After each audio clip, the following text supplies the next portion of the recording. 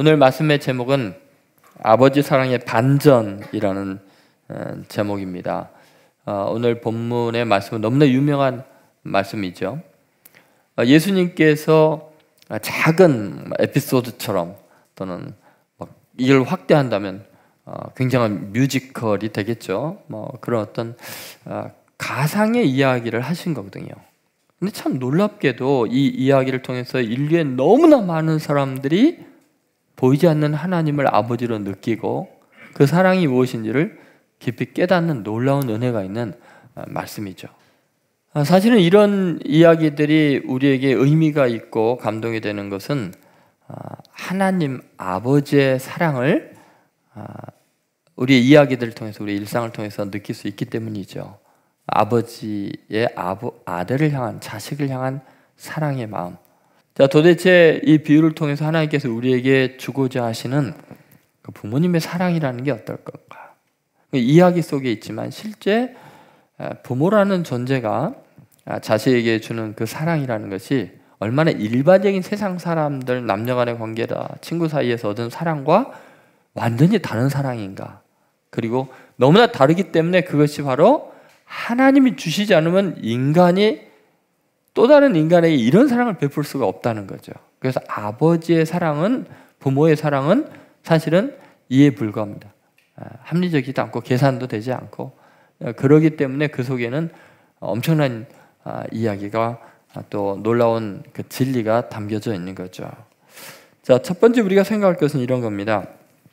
아버지의 사랑의 반전이라는 건 뭐냐면 낭비로만 입증되는 사랑이라는 거예요. 낭비로 입증된 사랑. 그것은 낭비적 사랑이라고 할 수 있겠죠. 여러분 11절과 11절부터 13절의 말씀을 한번 같이 읽어보는데 그런 측면에서 한번 보세요. 제가 처음 1구절을 읽었을 때 좀 이해가 안 될 정도로 화가 난 이 아버지 참 멍청하다 이런 생각이 들었던 구절인데 한번 같이 읽어보도록 하겠습니다. 또 이르시되 어떤 사람에게 두 아들이 있는데 그 둘째가 아버지에게 말하되 아버지여 제단 중에서 내게로 돌아올 분깃을 내게 주소서 하는지라. 아버지가 그 살림을 각각 나누어 주었더니 그 후 며칠이 안 되어 둘째 아들이 재물을 다 모아가지고 먼 나라에 가 거기서 허랑방탕하여 그 재산을 낭비하더니. 여러분 부모님의 사랑의 특징이 여기 잘 나와 있습니다. 아낌없이 주는 사랑이죠. 제 3자가 볼 때는요 화가 납니다. 아니 자기 자식이라고 저렇게 저렇게 막 쏟아부어주면 자식 교육 망치는 거 아니야? 남들이 볼 때 다 그래요. 정말 낭비라고 생각하는 것, 그것이 부모가 자식에게 베푸는 사랑이거든요. 오늘 여러분 이 본문을 읽으면서 그런 생각 안 들었어요? 여러분 같으면 이렇게 하겠어요? 한번 생각해 보세요. 분명히 둘째 자식이 아버지한테 자기가 돌아본 게 미리 달라고 하고 그 정도로 무례할 정도면 얼마나 철이 안 드는 아이입니까? 그럼 이거 가지고 가서 허랑방탕하고 낭비할 거 뻔히 알 텐데 그 아까운 재산의 절반을 떼어서 각각에 나눠줬으니까 큰아들도 준 거예요. 왜냐면 작은 자식한테 주면 화가 날 테니까 큰아들이. 그래도 결국은 이게 베풀고 나눠줬어요. 결과는 허랑방탕에다 탕진하는데 탕진하는 과정에서 재산이 있으면 철이 안 든 사람이 돈이 있으면 죄도 많이 지었을 거란 말이에요. 이런 낭비가 어디 있습니까? 왜 그런 낭비를 합니까? 여러분 그런데 참 신기한 건요. 부모들은 대부분 그래요. 우리가 이 아버지에 대해서 왜 이런지 모르겠다 하지만 남이 볼 때 당신도 그러고 있다니까요. 이해할 수 없는 일들을 하고 있는 것이 계산이 안 되는 낭비적인 것이 부모의 마음이에요. 그런데 이거에 대해서는 하나님이요 책망을 안 합니다. 여러분 그래서 부모님의 사랑은요 너무 비합리적이고요 계산이 안 돼요. 계산되고 그러면 부모가 자식이 하는 거 계산하는 순간부터요 자식은 부모에 대한 존경심, 사랑 다 잃어버려요.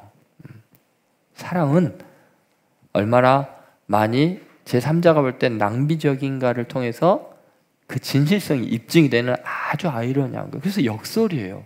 아버지 사랑의 반전이 여기 있는 거예요. 그래서 이 탕자가 나중에 아버지의 사랑에 대한 확신을 갖는 거예요. 너무나 풍성한 그 사랑 앞에서. 그런데 여러분 인간이라는 존재가 여러분도 스스로 느끼겠지만 여러분 자신도 얼마나 이기적입니까? 얼마나 자기중심적입니까? 얼마나 계산적입니까? 하나도 손에 안 보려고 하는 게 인간이거든요. 근데 이 상아리만큼 자식에게만은 아깝지가 않은 거예요. 그 왜 그럴까요?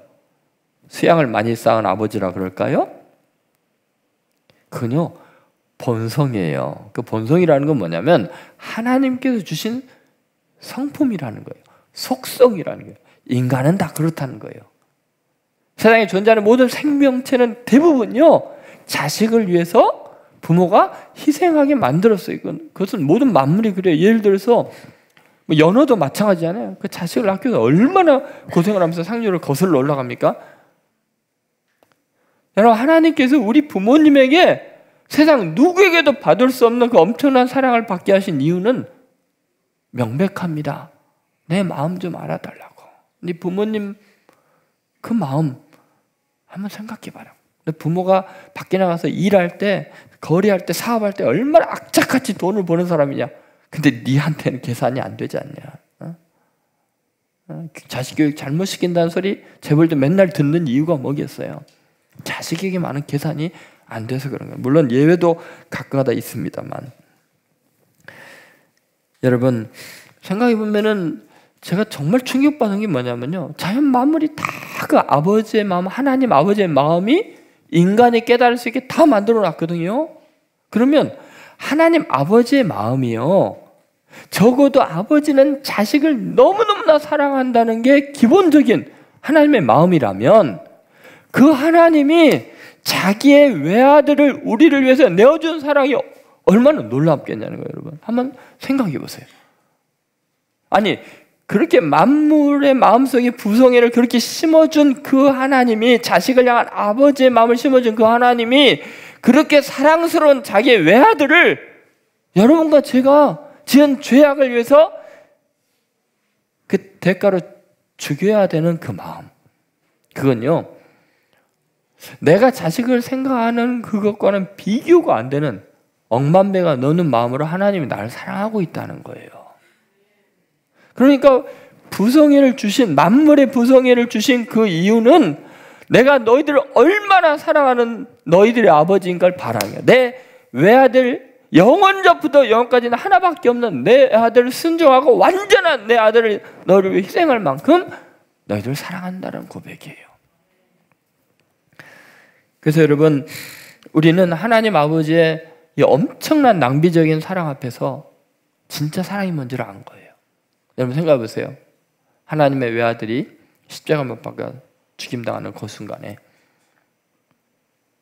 여러분, 천군 천사들이요, 그 상황을 이해할 수 있겠어요? 하나님 지금 뭐 하시는 거냐고. 저 벌레같이 더러운 죄인들, 하나님도 알지 못하고 지 멋대로 살고 죄만 짓고 이기적이고 탐욕스러운 저 인간들을 위해서 왜 하나님 당신의 그렇게 사랑스러운 그 외아들을 왜 죽게 하시냐고. 그런 낭비가 어디 있습니까? 전 지구상의 인간 가운데 의로운 자가 한 명이라도 있습니까? 저 가차없는 인간들을 위해서, 벌레 같은 저들을 위해서 왜 당신의 외아들을 희생하십니까? 얼마나 천군 천사들이 기가 막혔겠어요. 제 3자가 보기에 부성애는 낭비일 수밖에 없고요, 어처구니 없는 일인 거예요. 그런데 그 사랑을 받는 대상은 그 낭비 때문에 사랑이 뭔지를 알게 되는 거예요. 여러분, 어버이날을 맞이해서 여러분이 부모님의 사랑을 잊어서는 안 됩니다. 그러나 우리 영의 아버지의 사랑이 얼마나 더 깊이가 있는지 그 사랑을 또한 깊이 깨닫게 되기를 주의 이름으로 소망합니다. 두 번째, 이 아버지 사랑의 역설, 이 반전이라는 게 뭐냐면 풍족한 사랑입니다. 여러분, 부모님의 사랑의 특징은요, 풍족함에 있습니다. 저도 어렸을 때 가만히 생각하면 부모님이 넉넉하지 않으셨는데 자라는 동안에는 제가 가난하게 살았다는 생각을 못한 것 같아요. 항상 보면 분명히 하루하루 살기가 끼니 연결하기가 어려울 텐데 항상 뭐 꽁치도 있고 고등어도 있고, 물론 그때 뭐 명태 이런 게 뭐 흔한지 모르겠습니다. 김도 있고 그랬어요. 명절 되면은 추석이 되면 항상 새 옷을 사주셨고 새 신발 사주셨고. 근데 가만히 나중에 생각해 보니까 부모님은 옷이 거의 변화가 없었던 거예요. 본인 신발, 본인 옷은 안 사 입어도 자식에게만은 남 보기에 부끄럽지 않게 해주려고 애를 쓰셨던 거예요.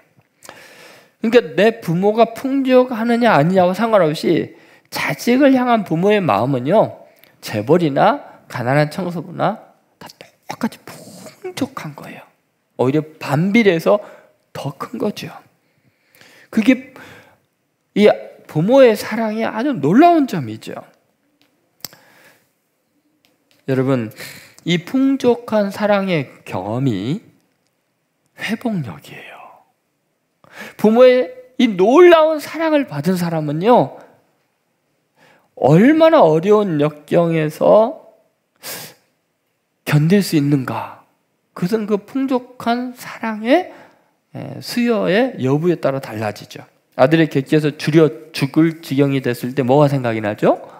내 아버지 집에는 양식이 풍족한 품꾼이 얼마나 많은가, 자기에게 풍족하게 다 부어준, 남들이 볼 때는 어처구니 없는 재산 절반을 떼주는 그 사랑 때문이죠. 16절 17절 한번 보시죠. 같이 한번 읽어보겠습니다. 그가 돼지 먹는 주업 열매로 배를 채우고자 하되 주는 자가 없는지라. 이에 스스로 돌이켜 이르되 내 아버지에게는 양식이 풍족한 품꾼이 얼마나 많은가. 나는 여기서 줄여 죽는구나. 여러분, 아버지의 풍족한 사랑을 경험했기 때문에 지금 여기서 줄여 죽을 때 뭐가 생각이 나요? 아버지의 집에 그 품꾼들도 얼마나 풍족했는데 나는 여기서 줄여 죽는구나. 여러분, 부모님의 풍족함은요, 세상 인심이 야박할 때, 기근으로 인해서 궁핍할 때, 인간이 어쩔 수 없는 한계에 도달할 때 생각나는 것이 부모님의 사랑이고 풍요로움이었습니다. 아버지에게 받은 사랑은 결코 헛되지 않아요. 아버지가 생각해보니까 나를 믿어줬구나. 그 아버지 믿음을 헛되게 해서는 안 되지. 그래서 다시 일어나서 돌아갈 수 있는 거예요. 아들은 아버지께 받은 사랑을 기억하고 세상과 더 비교가 되면서 그 사랑의 풍성함이 더 크게 느껴지는 거죠. 밑바닥에서도 그 사랑이 기억이 날 정도로 풍성했어요. 많이 알면서도 베풀어준 그 사랑, 그것이 바로 아버지의 사랑이었죠. 여러분, 나중에 이 돌아온 탕자의 아버지가 막 감격을 해가지고 이 아들을 안고 축복해 줍니다. 아버지의 사랑을 믿어준 아들이 너무 고마웠어요. 살아 돌아온 것도 너무나 고마웠어요. 헛되지 않았어요. 부모님의 마음에 상처를 남겨도 여전히 우리는 그분의 품으로 돌아갈 수 있어요. 왜냐하면 너무나 풍성하니까. 내가 몇 가지 말 잘못하고 무례하고 불효했다는 것 이유만으로 나를 박해하실 분이 아니거든요. 왜냐하면 그분의 사랑의 풍성함은 세상의 어떤 사람과도 비교할 수 없는 풍성함이니까. 아무리 내가 못돼도 그분에게는 다시 돌아갈 수 있는 거예요. 너무나 그분의 품이 큰 거예요. 여러분, 하나님 아버지의 풍족함은 이 부모님의 풍족함과는 비교가 안 돼요. 온 우주 만물을 창조하시는데 그 끝이 안 보이잖아요. 그것이 하나님 아버지의 마음이에요. 너희를 위해서 내가 만든 온 우주를 봐라. 내 사랑이 이렇게 넓다. 그 넓이보다도 깊이가 더 놀랍죠. 자기의 귀한 아들 독생자를 아낌없이 부어주신 그 사랑을 보면서 내가 니네들을 위해서 뭐를 못 주겠냐. 아무 걱정하지 말아라. 여러분, 로마서 8장 32절에 아버지 하나님의 마음 이렇게 나와 있습니다. 한번 같이 읽어보겠습니다. 자기 아들을 아끼지 아니하시고 우리 모든 사람을 위하여 내어주시니까 어찌 그 아들과 함께 모든 것을 우리에게 주시지 아니하겠나. 여러분, 여기서 자기 아들을 아끼지 아니하시고 우리 모든 사람을 위하여 내어주시니까 무슨 말이에요? 어떻게 아들을 내줄 수 있냐는 거예요. 자기 생명보다 귀한 아들을. 그런 하나님이라면 왜 너희들을 위해서 뭐든지 안 주겠냐는 거예요. 아버지의 풍성한 사랑, 하나님 아버지의 측량할 수 없는 사랑을 입증한 그 풍성한 사랑을 입증한 것이 예수 그리스도께서 십자가에 피 흘려서 우리를 위해 죽으셨다는 거예요. 하나님의 외아들이. 여러분에게 일어나고 있는 어떤 일들이요, 다 하나님의 풍성한 사랑 안에 있는 걸 믿으시기 바랍니다. 여러분이 병에 걸리거나 사업으로 재산을 다 잃거나 또 엄청난 인간적인 배신을 경험하거나 이거요, 아들을 희생할 만큼 여러분을 풍성하게 사랑하시는 하나님이 이거 왜 해결 안 해주겠어요? 의미가 있기 때문이에요. 복을 주시려고 하신 거예요. 그 아들을 아끼지 아니하시고 우리를 위해 내어주시니까 어찌 이 모든 것을 너에게 은사로 주시라. 이 한마디 성경 구절로 인해서 저는 일어나는 모든 생애의 비극에 대해서, 아픔에 대해서 자유로워졌어요. 하나님은 나를 위해서 못할 게 없는데, 너무나 풍성한 사랑을 하시는 분인데 내가 겪고 있는 이해할 수 없는 작은 상황들 때문에 그 사랑을 의심할 수가 없는 거예요. 항상 하나님 품에 안겨서 위로를 받을 수 있는 거예요. 여러분, 하나님 아버지의 풍성한 사랑 안에서 오늘의 고통과 아픔의 문제가 되지 않는 자유를 누리는 성도들 되시기를 주의 이름으로 소망합니다. 세 번째, 세워주는 사랑이에요. 아버지의 사랑의 특징, 그 반전이죠. 여러분, 있는 모습 그대로 받아줄 뿐만 아니라 남이 못 보는 그 장점들을 세워주고 높여주는 엄청난 사랑이죠. 자, 돌아온 아들은 모습이, 몰골이 어땠어요, 여러분? 자, 돼지 우리에서 지내다가 주업 열매도 모두 돼지만도 못한 취급을 받고, 그리고 완전히 폐인이 돼서 거지가 돼서 돌아오지요. 세상적으로 볼 때 거의 완전한 실패자입니다. 왜냐하면 세상 친구들 아무도 사람 취급 안 했고요. 어떤 사람의 집에서 일하는데 돼지보다 못한 취급을 받았어요. 근데 자기 자신이 봐도 너무나 형편없잖아요. 내가 하늘과 땅에 죄를 지은 죄인이에요. 미래에 희망이 없는 존재예요. 놀랍게도 자기 형마저도 사람 취급을 안 해요. 동생 취급을 안 해요. 응? 당신의 아들이 이렇게 하지 내 동생이 왔다는 말을 안 해요. 당신의 아들이 왔다고. 어떻게 그럴 수가 있냐고. 여러분, 세상 사람들은요, 우리가 능력이 있고 유명하고 실력이 있을 때요, 거기서 뭔가 얻으려고 사람 취급을 합니다. 세워주는 게 아니라 세워진 사람 밑에 빌붙으려고 하고요. 그리고 조금만 세워지면요, 그거 깔아뭉개려고 얼마나 비난하는지 모릅니다. 우리가 겪는 인간관계가 그래요. 그런데 여러분, 참 신기하게도 부모님은요, 내가 어떤 형편에 있더니 무조건 내가 세워주고 높여주려고 해요. 네, 여러분 한번 생각해 보세요. 사실은 아버지만 그 아들의 진가를 알았어요. 자, 돌아왔는데 남들이 볼 때, 세상적인 기준으로 볼 때는 거지 돼서 왔어요. 더럽고 냄새나고 추한 옷을 입고 왔어요. 그런데 여러분, 그 아버지는요, 지금 가락지를 끼우고 새 신발을 신고 새 옷을 입히고 마을에 잔치를 하라 그래요. 자, 이거 잘한 거예요? 지금 잘못한 거예요? 잘한 거예요? 정확한 판단이에요? 잘못된 판단이에요?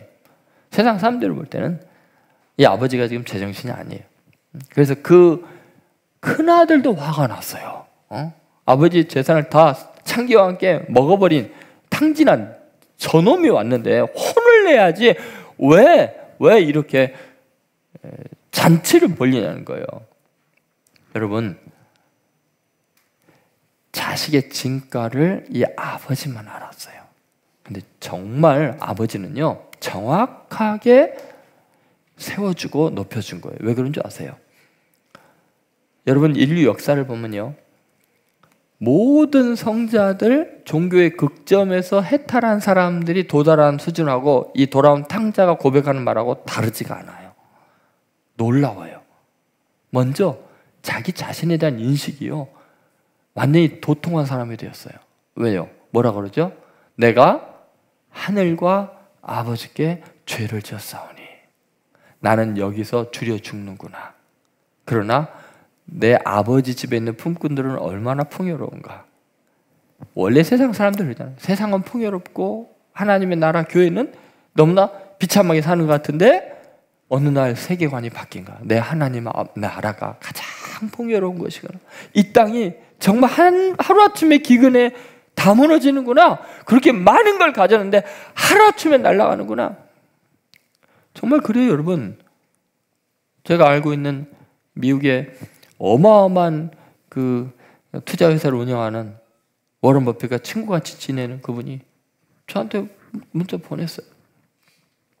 몇 조가 하루아침에 눈 뜨니까 싹 사라지는데 숫자에 불과하고 종이에 불과하더라고요. 그 투자했던 몇 조 원이 하루아침에 날아가는데 절망하지 않는 이유가 뭐냐면 하나님이 계시니까. 또 하나님이 원하시면 하루아침에 주신대요. 여러분 보세요. 세상의 것이 굉장한 것 같아도요, 그것 때문에 교만하고 떵떵거릴 것 같지요. 하나님 그러죠. 오늘 내 영혼을 도로 가져가면 네가 쌓아놓은 것이 네 것이 되겠냐 하는데, 반대로 내 생명 안 걷어가도 재산도 쉽게 걷어가실 수 있어요.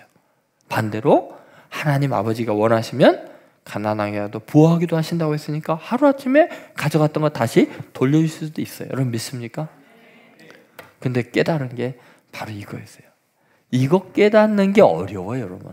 내가 노력하고 내가 쌓아야 부자가 된다고 생각하는데 천만의 말씀입니다. 하나님이 주고자 하시면 하루아침에 세상이 감당할 수 없을 보여주고요, 하루아침에 뺏어갈 때는요, 세상이 이렇게까지 망할 수 있는가 할 정도로 무너질 수가 있는 거예요.